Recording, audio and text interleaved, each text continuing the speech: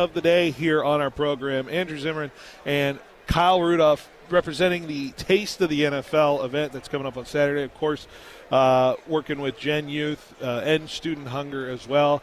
Guys, it's great to have you both on the show here representing the Central Valley. I did not plan this. I didn't know you guys were wearing the same color as I was, but look at us here on the camera. Yeah. We call each other every morning, and it's like, what are you wearing? But we didn't buzz you in. No, so. it was just a thought. I was like, this is the shirt that's on the rotation. This is what we're feeling. We're feeling the maroon. Maybe it's the Niner vibe a little. I don't know what it is, but it's good to have you both. And here in the city, a big event coming up, of course. And how are we doing? Gearing up for this Taste of the NFL event, of course. I know we had Brian Young on yesterday, but fill us in a little bit more about what people can expect for this Saturday event coming up. Well, you get to meet legends like Kyle Rudolph. You get to eat legends' food like Chef Andrew. That's what's more important. Food and football have been going together since the game first started. Right. About 12 years ago, Super Bowl eclipsed Thanksgiving as the biggest food day in America. In terms of number of people celebrating around food as well as dollars spent per person.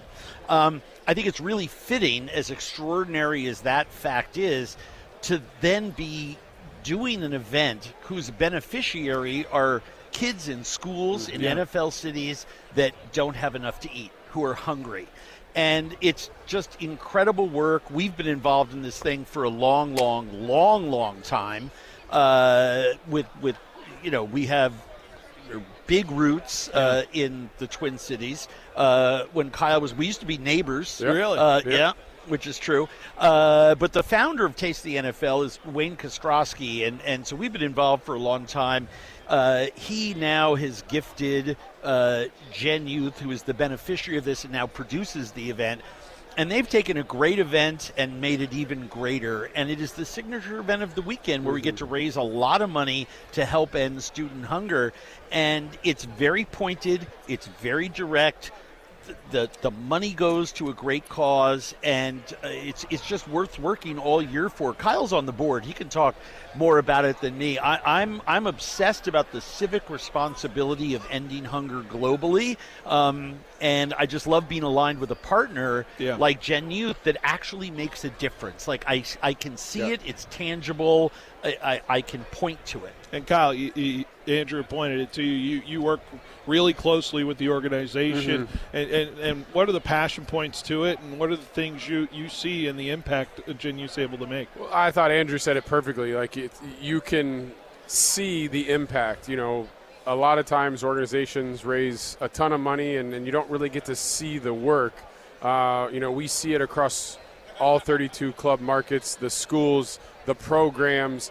For me, one of the things that was enlightening to me, as a young player in the NFL, get involved with Taste the NFL, start to learn about food insecurity and the fact that there are kids in our country that aren't sure if they're going to have a meal outside of the one school meal they get at lunchtime. And, how do we expect our kids to grow and nourish and develop their brains if they ultimately are trying to figure out where their next meal is coming from, or they go to school hungry?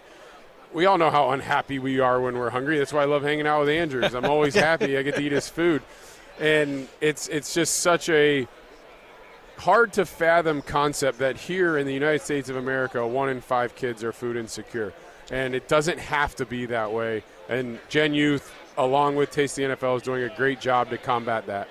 When Kyle said it doesn't have to be that way, I want to put a big orange magic marker circle around that. Yeah. People think, we will always have hungry people in the world. And that may be so.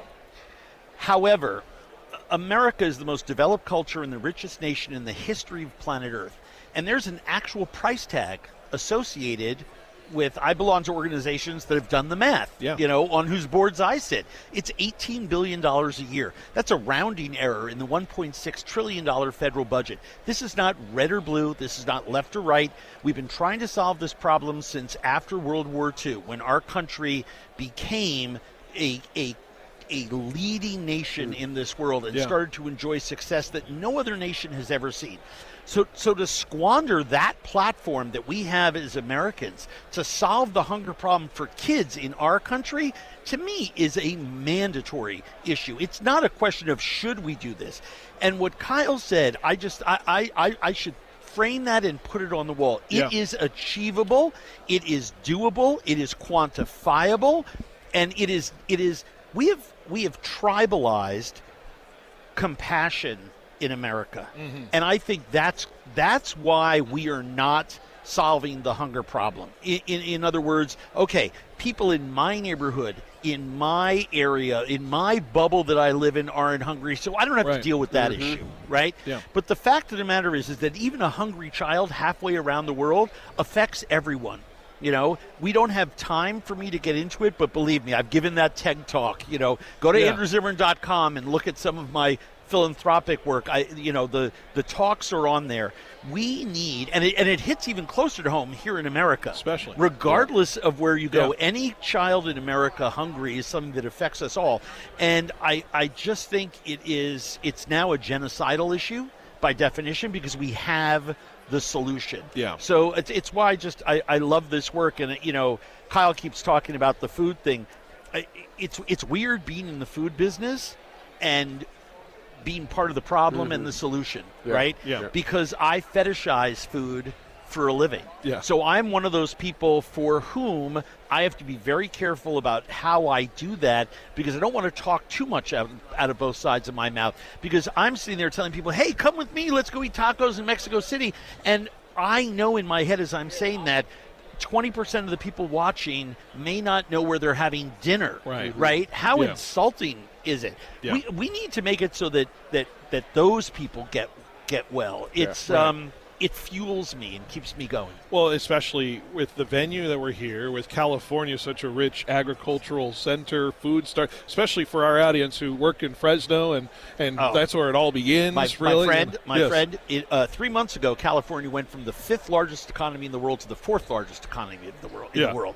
So for those of us who do work on a global scale, we're very aware of that. And I do most of my legislative work in California for that very reason, because with such a large economy, if we get a law fixing food for kids in California, I work with Nora Latore at Eat Real, and we just, thanks to Assemblyman Jesse Gabriel, the state of California just signed into law a new program banning ultra-processed foods, from kids' meals. Something that we worked on for years. So this is a very important state to be talking about this because California can be a true leader in this mission. It's why we love being here in San Francisco, and then next year in Los Angeles, it's a double-double for us. And so far, especially with the event tomorrow, of course, Saturday, Taste of the NFL. This is an ability for people who go to benefit this initiative, right? Mm-hmm. And Let's talk about the event itself, right, and what's going to be featured. I hear there's going to be a lot of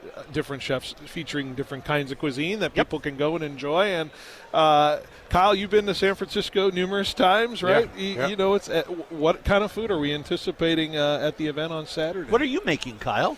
Yeah, I'm there to shake hands and eat food, so I will not be cooking anything.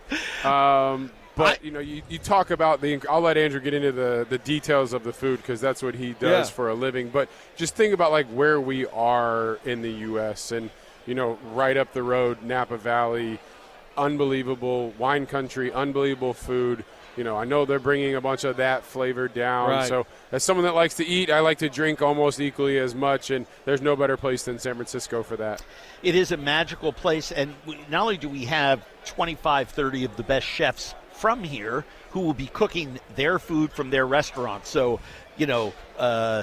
Mexican, Spanish, Moroccan, quote-unquote, whatever Northern California cuisine is. And yes, Northern Californians, let's have that debate. You don't own Farm to Table. You made it famous, but you don't own it. You like the way I threw that out there on a Fresno station? I do too. But we also have so many great chefs from out of state who have flown in to be a part of this. Carla Hall and Mark Bucher and Lashita Perry and a whole suite of really incredible chefs with national platforms who have come in to share food, as well as all of our great sponsors and their activations, and a lot of them are doing food booths. The spirits world, we have a lot of athletes who've gotten into the spirits world, so there are some athletes who own spirits companies that are double dipping and are going to be showing up there. I think it's a really great opportunity. Doug Flutie and the Flutie Brothers I was about to say, I heard about this band. is doing, I think, a full set of their classic rock and roll revival. Oh, man. And when Doug said to me early this morning when I was talking about it, he said, well, I kind of play the drums like I played football. And I said, how's that? And he said, well, just kind of wild and improvisational, and it really doesn't matter what happens as long as the pass is completed or we don't lose yardage. And I'm just like, well, that is a very interesting way to talk about the creative process. So people have that to look forward to. Of course. But something that Kyle said that I think is really important, he said earlier today, he says, I know what I'm supposed to do, which is eat a lot, have a good time, walk around and shake hands. For people who want to get up close and meet their heroes, the place to come is Taste of the NFL. Yeah. I mean, full stop. Legends, Hall of Famers, Pro Bowlers, retired players, active players. I mean, we have so much participation from the NFL community, and I think that's one of the other things that drives Gen Youth that is really special. When you have an entity like the NFL in support of what we are doing and making this an NFL-approved charity, it allows us to have a lot more. That's how we get to be here talking to you. Right. I guess you could get in here. These are your people, right? But, for someone like me, I wouldn't be here on Radio Row, 28 years in a row, if it wasn't for the fact that this is an NFL-approved charity. So it thanks to the NFL for giving us the platform to talk about this. We're a Fresno station, so I have to ask a food question in regards to Fresno. Sure. And Fresno, we feel, claims the taco truck. Yep. And so, Kyle, have you ever experienced a late-night stop at a taco truck in your life? And absolutely. All right. And I'm never going to pass a late-night taco truck. Okay. So what's the go-to order for our guests here, Andrew and Kyle, for a go-to taco truck order if you're considering that? These are my favorite questions in the world because we're friends in real life. Yeah. So I just love it when I get to look at him. It's like him asking me to draw up the X's and O's on a play. I'm just going to look at her like, what is your favorite taco, Kyle? I'm like a shredded chicken taco, hard shell, all the fixins. Good call. Yeah. Good call. The shredded, like a unbelievably marinated. Yeah, so like tacos guisado, but with chicken, something braised and saucy and spicy and yummy. Yeah. What about for you, Andrew? That's a good call. Yeah. I'm a tacos de cabeza guy. Okay. I like to go to places in Mexico City or in rural Mexico where they're raising cattle and there's a pot with 8 or 9 steer heads floating in it, and when the cheeks are the right texture, when they've cooked through, it gets pulled and seared on a plancha, and the meat gets pulled, and a little meat from the cheek, a little meat from the eye, a little something from the ear, a little something from the neck, and you get them in all the different tacos guisado, nice and wet and saucy. And again, I'm more of a purist. Just give me a little minced onion and cilantro, a lime, and some hot sauce that the taquero's grandmother made. Not the taquero. Yeah. Not the taquero. His grandmother made. And if you can check all those boxes, touchdown. In Mexico City, I'm more of a tacos al pastor guy late at night because you get the sweet and sour with the pineapple. Yeah. But I've actually had tacos at taco trucks in Fresno. Yes. And as biased as you are, rooting for the hometown, Fresno has unbeatable taco trucks. Absolutely. I mean, without a doubt. That's why the minor league team is taco trucks. That's what they got the name for. But I know we're out of time. I appreciate you both stopping by and Taste of the NFL Saturday. You want to be there. I appreciate you both joining us here on ESPN Fresno. Thank you. Stop by a taco truck. Yeah, there you go. Don't you feel like it? I feel like it. All right, let's take a break. We'll be right back on 1430 ESPN.